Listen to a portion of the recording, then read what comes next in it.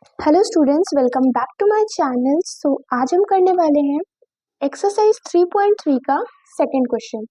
तो मैम आज आप कॉपी में क्यों करा रही हैं?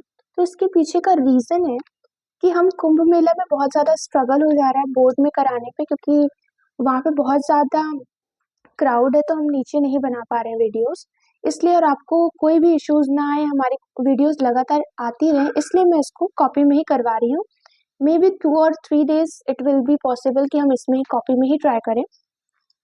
तो देखिए, हमारे पास दिया है 2x plus 3y is equal to 11 और 2x minus 4y is equal to minus 24 को हल कीजिए और इसके m का मान ज्ञात कीजिए, जिसके लिए y is equal to mx plus 3 दिया हुआ है। तो क्या करना है, इसे इक्वेशन हम 1 मान लेते हैं। 2x plus 3y is equal to 11 equation 1, 2x minus 4y is equal to 24 equation 2। अब क्या करते हैं, इक्वेशन 1 से समीकरण 1 से क्या करेंगे, ये इधर आ जाएगा, तो ये क्या हो जाएगा, प्लस में है, इधर आके माइनस हो जाएगा। फिर क्या करेंगे, ये हमारा 2 इसके साथ मल्टीप्लाई है, इधर आके डिवाइड हो जाएगा। इसे इक्वेशन हम थर्ड मान लेंगे। अब हम समीकरण 2 उठाएंगे। समीकरण 2 से क्या कर सकते हैं हम, इसमें हम 2x माइनस 4y 24 दिया है, जिसमें हम इसे माइनस है, इधर जाएगा तो प्लस 4y हो जाएगा, और फिर इसी मल्टीप्लाई में है, ये इधर आके क्या हो जाएगा, डिवाइड हो जाएगा। अब क्या करते हैं, समीकरण 4 का मान समीकरण 3 में रख देते हैं। क्यों रखेंगे, इससे हम इसकी वैल्यू निकाल लेंगे। समीकरण 4 का मान समीकरण 3 में रखने पर, जैसे हमने पहले के क्वेश्चंस को किया था, सेम वही प्रोसेस है, कोई बहुत डिफरेंस नहीं है। सिर्फ इसमें एक ये वैल्यू दे दी गई, इसलिए थोड़ा सा आपको टिपिकल में भी लग रहा हो, बट ये उनसे भी ज्यादा इजी है। देखिए, अब हमारी x की वैल्यू ऑलरेडी दी थी 11 माइनस 3y बाय 2, और यहाँ अब x की वैल्यू रख देंगे तो माइनस 24 प्लस 4y बाय 2। अब देखिए यहाँ पे देखेंगे तो माइनस 24 प्लस 4y बाय 2। अब देखिए, अगर क्रॉस मल्टीप्लीकेशन करें या तो डायरेक्ट अगर इसको भी इधर लेकर आएंगे तो ये 2 से 2 कैंसिल हो जाएगा, तो कुल मिला के हमारा 2 तो कैंसिल हो गया। अब क्या आएगा, minus 24 4y is equal to minus, यहाँ ये क्या है 11 और ये 3y, तो ये हमारा हो गया, ये प्लस में था 11 प्लस माइनस 3y। अब क्या होगा, देखिए माइनस 24 और 4y, तो हमारा प्लस 4y, ये माइनस है, इधर आके प्लस हो जाएगा, तो ये क्या हो जाएगा 7y बन जाएगा हमारा। 11 हमारा ऑलरेडी प्लस में है, और ये माइनस में 24 था, जो कि इधर आके प्लस 24 हो जाएगा। अब क्या हो जाएगा, ये 35 हो गया, ये y इसके साथ मल्टीप्लाई में है, ये इधर आके डिवाइड हो गया, तो y की वैल्यू कितनी आ गई, 7 5 या 35, तो हमें y की वैल्यू मिल गई। अब हम y का मान किसी भी समीकरण में रख लेते हैं। अब कौन सा समीकरण इसमें इजी पड़ेगा, y का मान समीकरण 3 में रखने पर, तो देखिए क्या होगा, x is equal to 11 minus 3y by 2। x का मान रख रहे हैं यहाँ पे 11 माइनस 3 इंटू 5 बाय 2 हो गया। x की वैल्यू क्या आ जाएगा, 5 3 is 15, तो 11 माइनस 15 बाय 2 है, तो 15 में से जाएगा तो ये माइनस 4 बाय 2 हो गया, जिसमें से हम 2 1 जा 2 और 2 2 जा 4 कर देंगे। x की वैल्यू हमारी आ गई माइनस 2। हमने y निकालना और x निकालना पहले ही सीख रखा था, बस हमें सीखना क्या था कि हमें y इज इक्वल टू, यहाँ पे वैल्यू क्या दी है, y is equal to M X plus 3, तो यहाँ पे y की वैल्यू 5 थी, m की वैल्यू में निकालनी है, ये हो गया प्लस 3। तो अब देखिए क्या होगा, ये हमारा प्लस में है तो इधर आएगा तो माइनस हो जाएगा, ये माइनस 2m है, 5 में से 3 जाएगा तो कितना आ जाएगा, हमारा 2 आ जाएगा। अब ये इसके साथ मल्टीप्लाई में था, ये इधर आके डिवाइड हो जाएगा, तो कैंसिल होकर हमें m की वैल्यू कितनी मिल जाएगी, m की वैल्यू हमें मिल जाएगी -1। तो ये इसका पूरा प्रोसेस था कि ये कैसे क्वेश्चन हो रहा था। अब हम क्वेश्चन देखेंगे नेक्स्ट क्वेश्चन। तो हमारा नेक्स्ट क्वेश्चन क्या दिया है, अब हम थर्ड क्वेश्चन है। सेकंड क्वेश्चन में हमारे सिर्फ कुछ ही एक ही क्वेश्चन था। अब थर्ड क्वेश्चन, निम्नलिखित समस्याओं में रैखिक समीकरण युग्म बनाइए और उनके हल को प्रतिस्थापन विधि द्वारा ज्ञात कीजिए। इसमें हमें क्या करना है, इसमें हमें इसका रैखिक समीकरण बनाना है। रैखिक समीकरण बनाने के बाद हमें उसका हल ज्ञात करना है। किस विधि से, तो इसकी विधि होगी प्रतिस्थापन विधि। तो एक सेकेंड मैं इसके क्वेश्चंस को लिख लेती हूँ।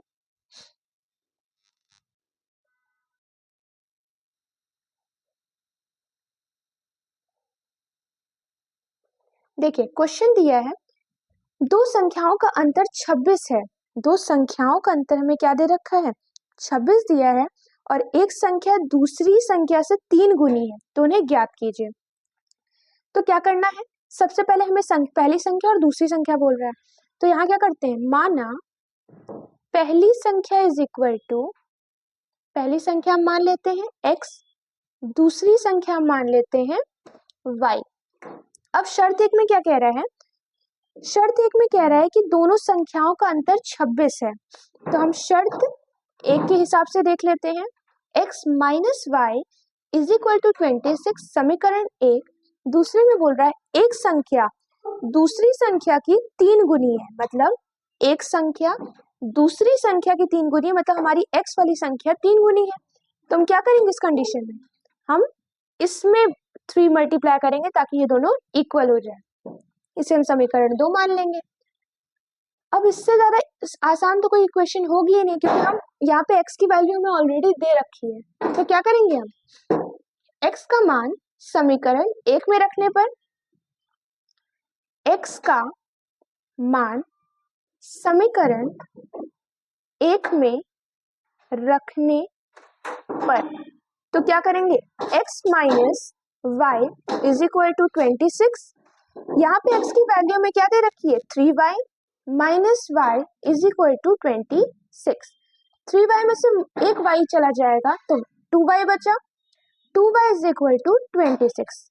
y की वैल्यू 26 में से ये मल्टीप्लाई में था, इधर आके डिवाइड हो जाएगा, 2 1 जा 2, 2 3 जा 6, y इज इक्वल टू 13 आ गया।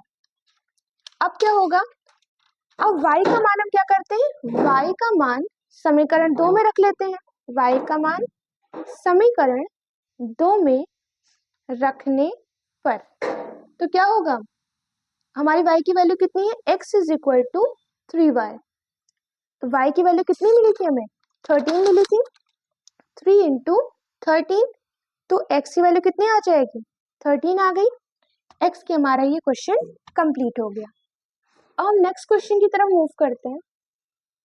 चलिए, अब हमारा दिया है दो संपूरक कोणों में बड़ा कोण छोटे कोण से 18 अधिक है, तो हमें क्या उन्हें ज्ञात करना है। तो सबसे पहले क्या ज्ञात करना है, दोनों संपूरक कोणों को ज्ञात करना है।